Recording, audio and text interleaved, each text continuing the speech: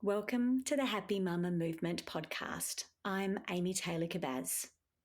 I would like to start by acknowledging the Gadigal people of the Eora Nation on which this podcast is recorded as the traditional custodians of this land, and pay my respects to the elders past, present, and emerging. And as this podcast is dedicated to the wisdom and knowledge of motherhood, I would like to acknowledge the mothers of this land, the elders, their wisdom, their knowing, and my own elders and teachers.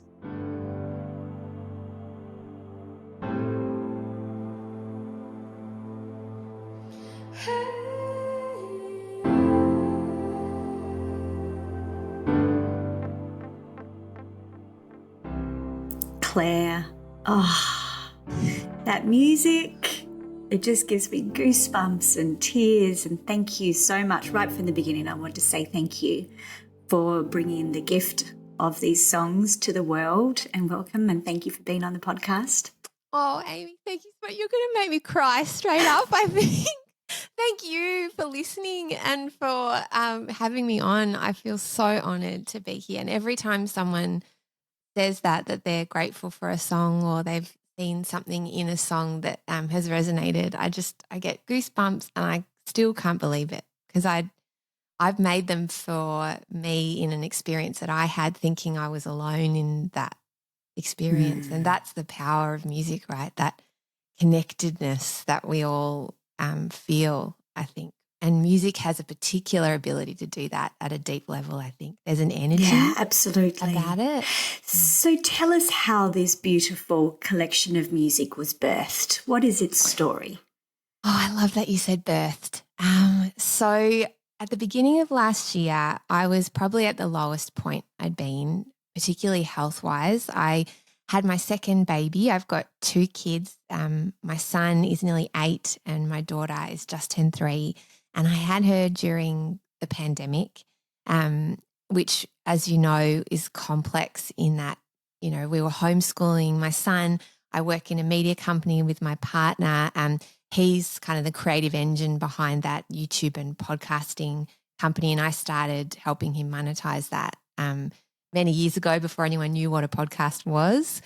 And so I was working really hard in that space and had kind of put myself in the role of supporting creativity and supporting his creativity and other comedians in Melbourne and helping them to monetize their shows. And so I think since my son was born 8 years ago, and when I experienced a lot of trauma through that birth, I just had kept working, which I think is a really familiar story for a lot of us in our culture currently. We just keep on keeping on. And there were lots of pieces over those 8 years since he was born, as life happens, where I didn't really stop and I just kept going. And then when COVID hit and I then had, that kind of isolating experience I know a lot of mothers went through, where what you think is going to be the birth of a child, and then there's all these people coming over to visit, and all of those beautiful experiences weren't there.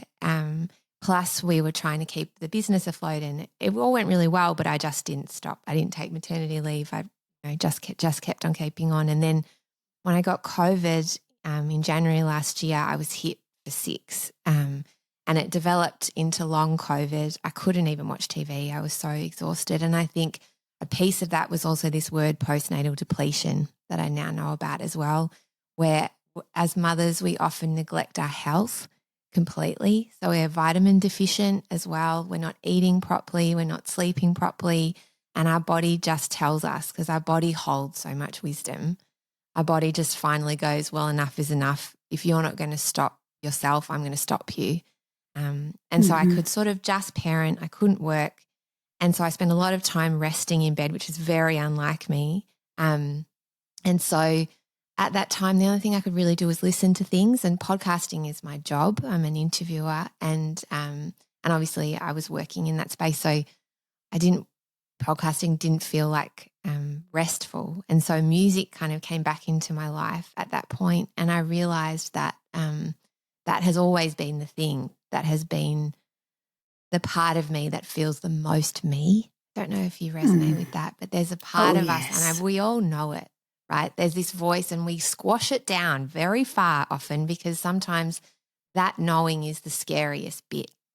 And I always had sort of said, well, I'm not really good enough for that dream. It's too scary and too big, but also I'm not perfect at it. And in my early 20s, when I was a primary school teacher, so I was studying primary school teaching, that was my first career before podcasting, I studied voice as part of my degree, but that was classical training. And in classical training, and I think we do this a lot with kids, we teach them to be perfect and that each note has to be perfect. And the thing that you focus on is the note that's not right, and you lose a mark each time you go to an exam. And so for me, I think part of the reason I hid and ran so far from singing and music was that I never felt good enough, and that message really was ingrained in me. Anyway, that's a long way of saying when I was resting and in these sort of dark rooms and listening to music, something opened up in me, and I developed a cough during COVID. I'm getting emotional now. I developed a cough during COVID, which was really annoying as a podcaster. And so I told myself, I'll go get some singing lessons because she'll be able to help me with this cough. That was the line, the story. We all tell ourselves stories. That was mine. And so I went to her and said, I just need some help. I used to sing. I'm not very good. I did it years ago. I just need you to help me with some breathing techniques for this cough. And, that'll be great. And I'll do this as part of my recovery process. And I do really believe in creativity as a pathway to healing. I think it's really undervalued in our culture. And so I went to my teacher, Bianca Fenn, who's a very special, very intuitive person. And she immediately saw something in me that I hadn't seen. And I started songwriting quite quickly after that, I think as a way of reconnecting with who I was, but also trying to understand what happened to me through that whole process of those 8 years since my son had been born. And she saw one of the songs that I put on Instagram. It's called This Mother Thing. It was the first one I wrote. And it's about that complexity of motherhood. We talked about this off the podcast, that we're slowly teaching our kids to leave us. And also as mothers, we often want to be left alone. And the chorus to that is, will you go but also stay? Will you grow but also never change? This mother thing is full of scars. To be free, to be free.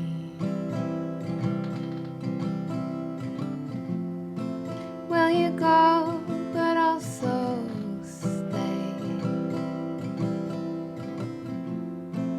Will you grow but also never change?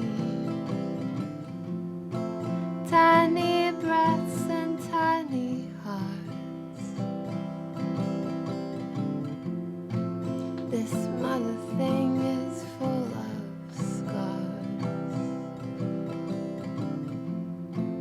Sleepy heads, they are still. And to me, that encapsulated the complexity of how I felt in motherhood, that I want to be doing other things, but then I'm away from them and I'm immediately wanting them to be close to me. And I also love this little person they are in the moment, but I know tomorrow they'll be different, and it's loving each part of that journey. So all this is to say that I started with that song, and Bianca saw it and said, "You're a songwriter, did you know?" And I've always had songs following me around since I was a kid. I confessed to her that I thought it was normal that I got really used to have quite a few wines and then hide away in a toilet cubicle and sing songs into my phone. And I thought other people did that. You thought that was normal? I know. In hindsight, no, obviously.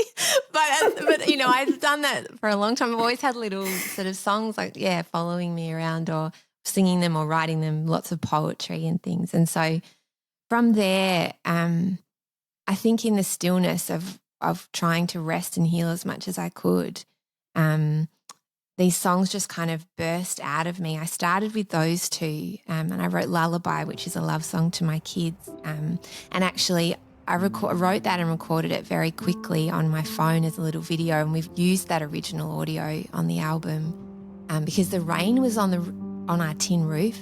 I was playing with candlelight, and that song came out in one go in about 10 minutes. It was this sort of this love song to my kids about wanting them to be just who they are, and that I will love them and accept them in all of their complexity. They don't have to be perfect. They don't have to be good. They don't have to prove anything to know that they're understood. That's the kind of line in that song. You are my starry sky.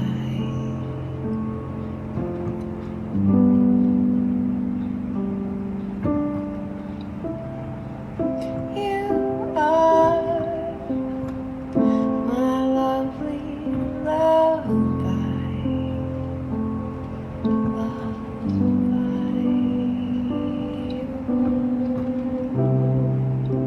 And I get goosebumps talking about it because the first line is, you are my starry spy. And I sometimes think that song has come very deeply, not just from me, but from someone else. It feels like an ancestry song.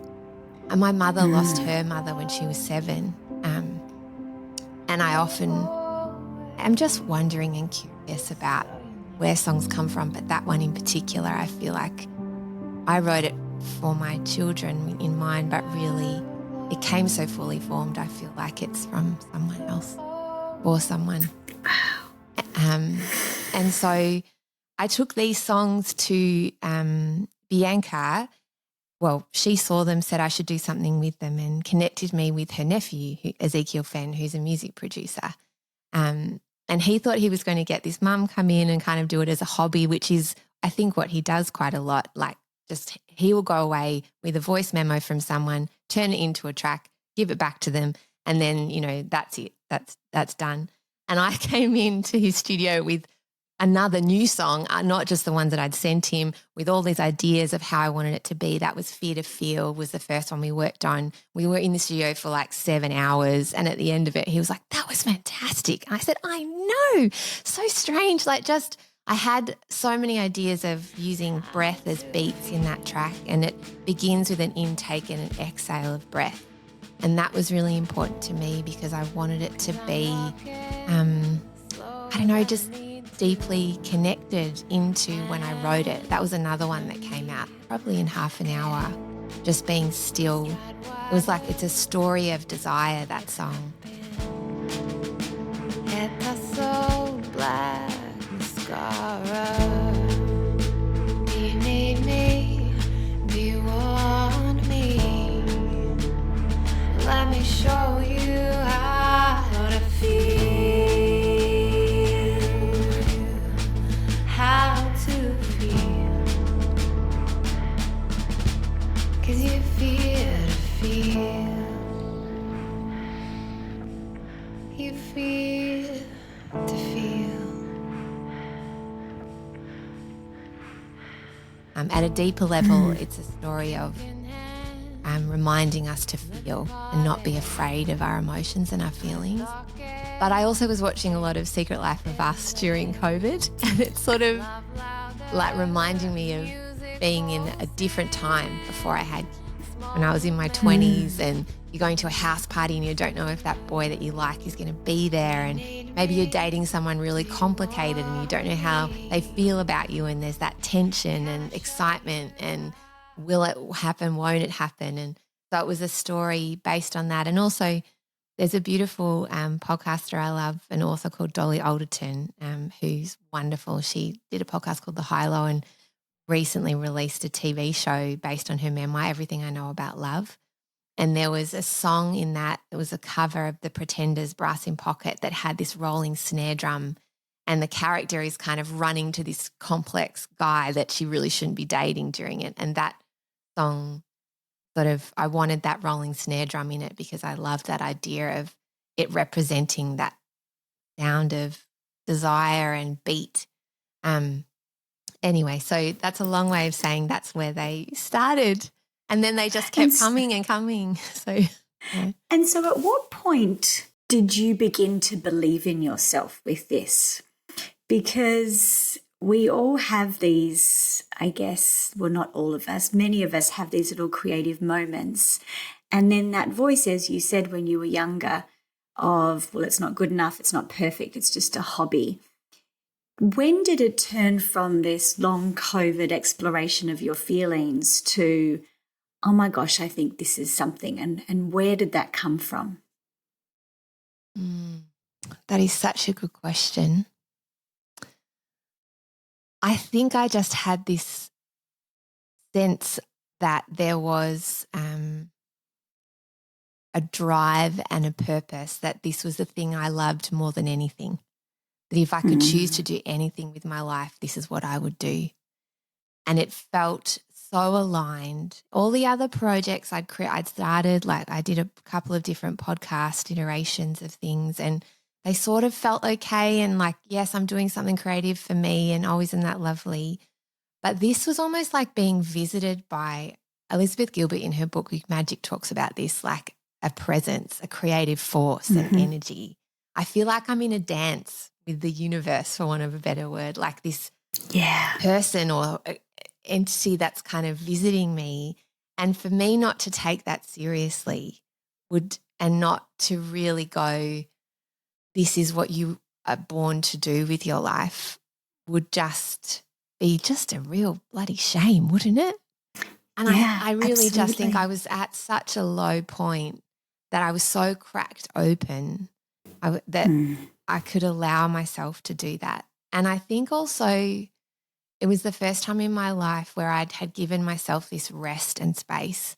And I deeply believe that once you're still and really resting, that's when that voice really starts to fill you up and you really start to know what it is that you want to do with yourself and your life. I think the other part about it too was that I sought the help of a naturopath called Freya Lawler to help me with my COVID symptoms. And I know this sounds strange to connect this to music, but she said to me, if you don't stop and rest, you will not be able to be the person you want to be for your kids and your family. So you need to do this for you. And I promise you, on the other side of this, you will have more energy, be able to do more. You will be more in touch with you and have a life that is structured to allow you to flourish. And she was completely right, completely, because on the other side of all of that, resting and re-examining the way my life was supposed to be, on the other side of that was, this person and this music that has meant so much to me. I think also the other part was having someone professional in the industry like Bianca say to me, and she counseled me through so much of it, that you are good at this. Like, this is something you're good at. But the whole way through, I took it seriously for me and gave it everything I could. But I was still doing it for me, not for anyone else. So at the end, that's the thing. If you do it for you. Yeah. That's what you have to do it for right at the beginning, and maybe always. And how did the retelling of that experience of the 8 years of motherhood, because that's what you do. I'm definitely not a songwriter, can't sing Happy Birthday, but I am a writer. And so what I love, and I feel the same way about writing as you do about songwriting and singing, in the writing process, I coach myself, I heal myself, I retell the story to myself, I pull out my strengths, I see it through different lenses, I get to the other side of an experience through that process. So through the process of writing these stories, these songs of your experience of motherhood, how did that change it for you when you look at those 8 years now? How did it change it for me? It allowed me to understand myself at a very deep level, and also understand what had happened to me, And I think the word matrescence, it's what I called the album, did not come until I'd finished those 11 songs and I was looking for a word to explain what had happened. Love that. Right? I think I was in a thesaurus, like online, just looking for words.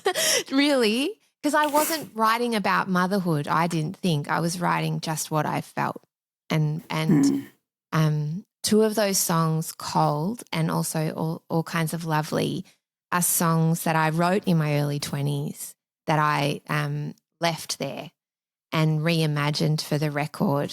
And it's interesting, All Kinds of Lovely was a song that the sort of lyric was, he sees you like bread to butter, like Coca-Cola in summer. He sees you like flowers in bloom. And it was this idea of me in my early 20s, and it was really my husband now because we've been together since I was 19, how he saw me, you know, like he sees you like flowers in bloom when you walk into the room, just that idea, you know. When you walk into the room like a burst from the blue, I'm all in love with you. You're the icing on my cake and the sugar in my coffee, the rainbow to that pot of gold. Oh, geez, you're kind of lovely. You're the icing on my cake and the sugar in my coffee, the rainbow to that pot of gold. Oh, geez, you're kind of lovely. And then I reframed it. Now it's I see you like bread to butter because I'm a woman, I'm 37.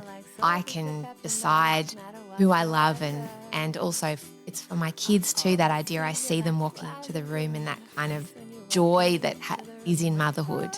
And so I think even that change helped to reframe and make me understand more about myself and who I was before I had kids. And the word matrescence profoundly changed my whole idea of what I had been through, because it was an adolescence, you know, that second becoming this new person. And Cold as well was about complexity in relationships and when a relationship turns cold inside it. And we know that in relationships and in motherhood and parenthood, we're not the same.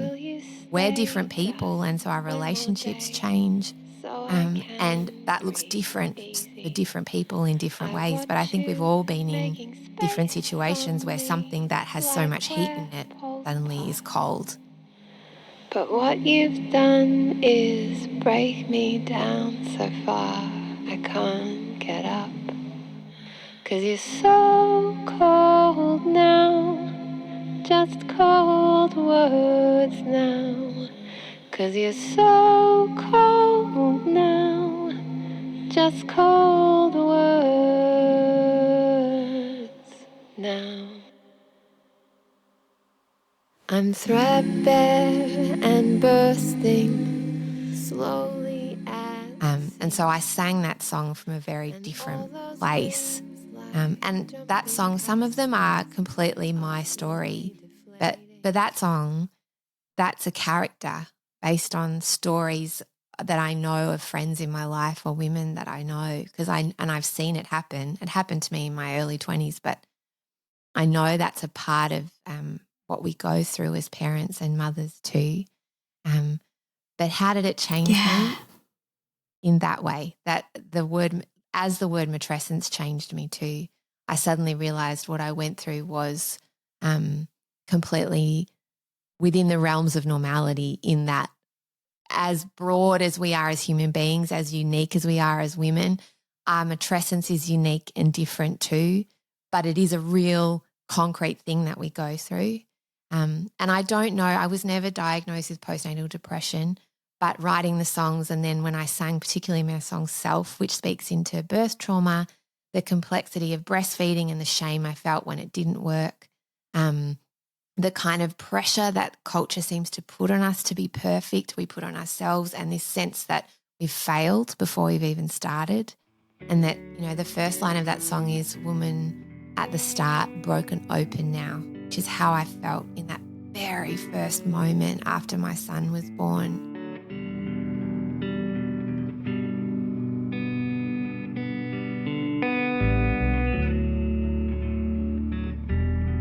woman at the start, broken open now. Thinking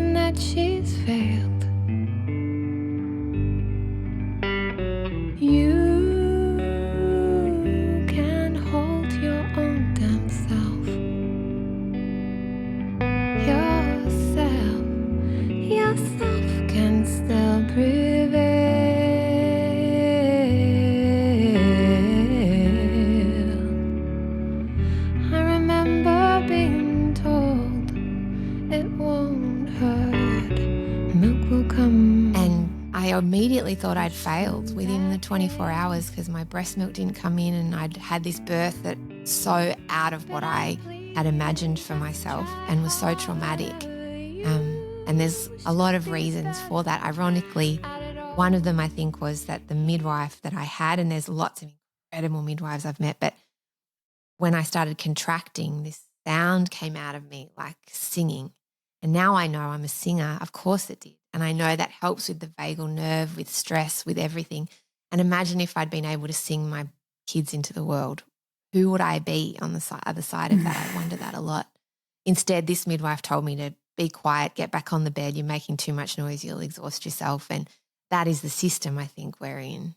Right? Just shut me down, and then my body shut down. So I ended up in a pretty traumatic place in the end, which I'm so passionate now, particularly having a daughter, I think, as well, and understanding matrescence and also the fragility of birth, and that we need to advocate for ourselves to have a safe place to do that in the way we want to, and that you can kick someone out of the room if they're not right in that moment. Yeah. You know, I want the world to be different for my daughter in that context.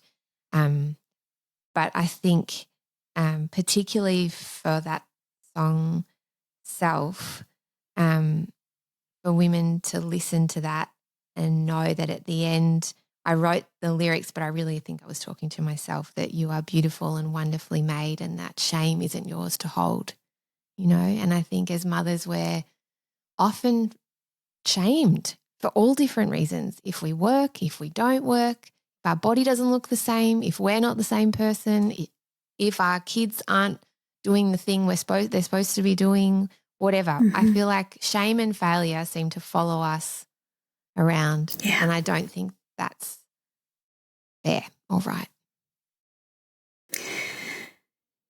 It's such an incredible collection of music, and I know that the impact that it is having around the world is not surprising, but at the same time, it has been a beautiful surprise for you to have had this momentum building around it. Can you share just a little bit of what the reaction has been before we finish up, and then we'll tell everybody what we're doing? Thank you. Yeah, it's been mind-blowing. So I released it in February. I released the first single in December last year. And then February, the whole album came out as a whole piece. It was important to me that it did, because I wanted it to tell that full story of matrescence, this word I just discovered. And my launch, I had to change the venue because it sold out, and so I made it a bigger venue. So we had almost 200 people at the Brunswick Ballroom come, and it ended in like everyone standing up and me crying and like this standing ovation. I know, Amy, I just couldn't believe it. I remember the whole way through thinking, I put everything into this, but I was so proud of it, that it was a real thing in the world that I'd done, that I'd actually made an album of 11 songs. The rest was icing. So I just really didn't know that what I'd done was something. A friend of mine I sent it to early, she said, I have never heard an artist write music about this time in a woman's life, in a mother's life, in a parent's life, like from that place. And my friend, and she said it made me feel so seen. And that I've heard again and again. So now, like even this morning, I got a message from a woman in Hamburg in Germany who'd made a reel all in German about my music. I'm now going to the UK to do some songs over there. I've just had women reaching out from everywhere.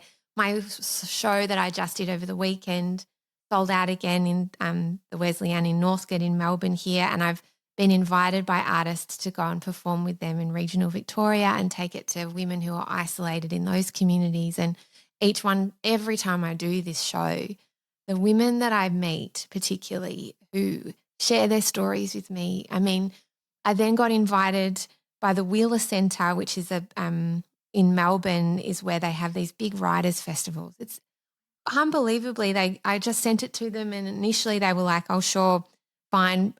Thank you so much for sending it. But, we have lots of women doing incredible things. We'll see you in the audience for this Mother Festival, which was a festival about motherhood and creativity. And then they listened, and beautiful Beck, the organiser, sent me an email while I was at the Ocean Grove water park with my kids and said, can we make it the soundtrack? And they played it for 3 days straight and then invited me to sing at their gala for 500 people. And I sung self a cappella because Zeke, who I sing the music with, usually couldn't make it. And so I just got up there with all these women I admire and authors I admire and sung this song. And the reaction I've had and the women who've come out to me afterwards, I just had no idea I just had no idea. Been magic, really magic. There's something not only so beautifully bonding for all of us in the music, but in, as your friend said, in sharing the truth of this experience, of bringing it together and saying this is what it is. This is matrescence. This is the experience. And, finally, we can start seeing the impact of this around the world. It feels like these little fingers of matrescence are spreading out like little rays of sunshine that are just spreading out around the world and touching in so many different ways, through a book, through a podcast, through a song, through a conversation. And this is what we most need so that we can finally all understand what this is, so that when our daughters and our kids become parents, they can, instead of judging and shaming themselves around this, they can feel like they understand what's happening differently. I'm so incredibly grateful that we have connected and that I can share your music through this podcast with everyone. But we're also going to be doing some events together. We have one coming up in Australia in Sydney in July, and we're also going to do a couple of things together in the UK, which is phenomenal. We haven't even met in person yet, and we're already travelling to the other side of the world together. So this is what Matrescence does. It does. This is what I mean by this entity, this sort of force. I'm like, okay, yep, we're on board. This is what we're doing. Yeah, let's do it. We're riding the Matrescence train. We are, exactly. It's very special, yeah. The Sydney show on the 30th of July, Ariane Beeston, who's a perinatal expert in mental health, but also this beautiful contemporary dancer, is going to be dancing to my song Self. She sent me a video of her dancing over Instagram, and I could see in her movement that she'd been through a lot, and I didn't know anything about her. And it turned out she had postnatal psychosis. And so she said she just drawn to that song because a friend of hers had gone to my launch and she saw it over Instagram and then sent me this beautiful dance. And then I just can't believe she's going to dance to that song, and you're going to speak first, then I'll perform the album, then she'll dance, and then we'll have a panel discussion where we sort of deep dive and talk about matrescence and have a Q&A. And I think just what an incredible opportunity to connect and share. And whatever magic is around, I'm really into it because it's just absolutely. So special. Yeah, and I can't wait for these events in the UK, so they're going to be really great. I'm so excited.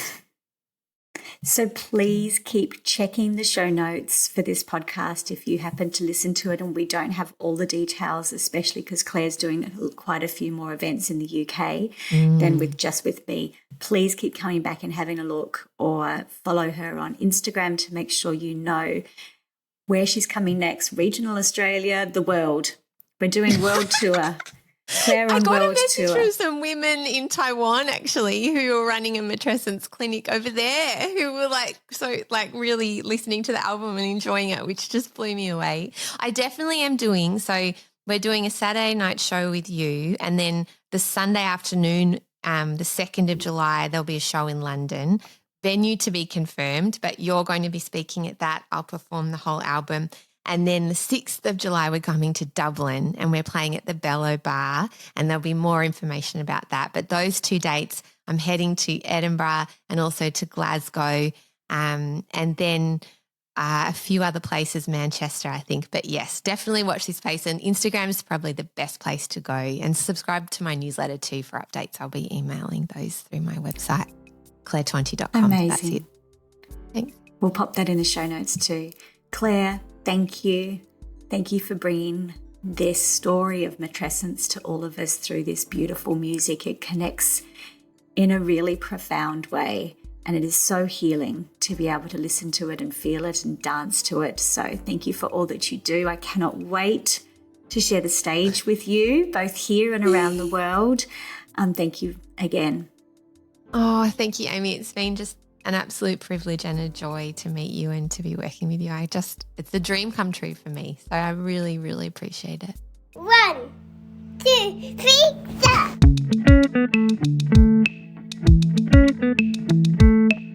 Freedom, we want all of it. Spent so long being good girls, can't breathe through it.